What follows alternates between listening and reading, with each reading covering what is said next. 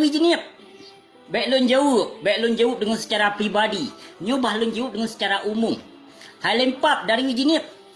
Lempap. Lempap saya. Perjuangannya nakeh berdasarkan dari urung Tuhan. Kan dari kata-katanya hai lempap. Dan Tengku Hasan kata boleh ke hai lempap haram jadah. Ia baneng. Ia bawah baneng. Yang reami saya. Hai haram jadah kah awak mekat engkut masih ni di Seri Muda. Di Malaysia tinggal. Baik kapal ma ku hotel kapal haba. Baik ke aplikot ulama.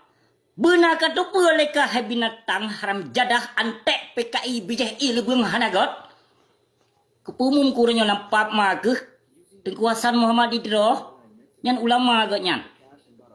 Nak kedepu. Nak sadar dro ke binatang.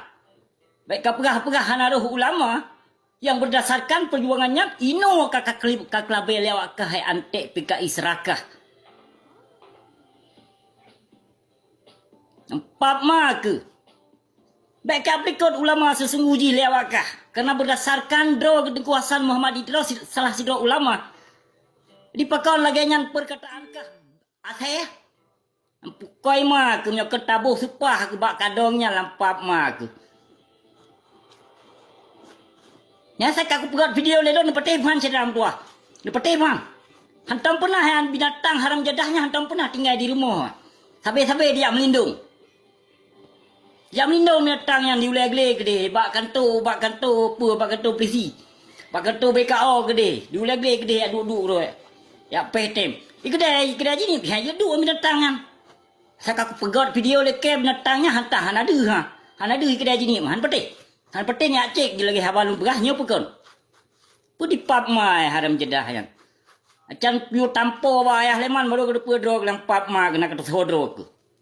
Hana kata sodro ko te ke pegah haba. Yang dilikot drog yang sawyang. Abu paya pasi di saat kakun ke bupati Birun ke si Ruslan. Kiban kakun.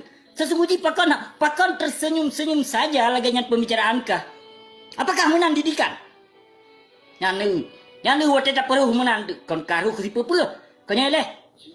Apa dah pegah si dalam tuah jino katanya jika dipakai sampai ke dodo tu tapi hana tak pakai otak. Hana tak sadar pu yang kata pelaku di Nangro Aceh selama leh tak cok damai. Bulan 5 tanggal 15 tahun 2005 pu kapap ma kenyo tahun 2020 put. Ino kakak pilih lam pukoi ma ke awak ok ma ke. Awak boh sepah lam rahim ma ke wate masa konflik jino kakak pilih. Kayak pekong Prabowo sama-sama antek bijeh ilubung ke lo. Harum soyang pilih mualim bagi urang drone. Baik nak pilih mualim. Nana dengar.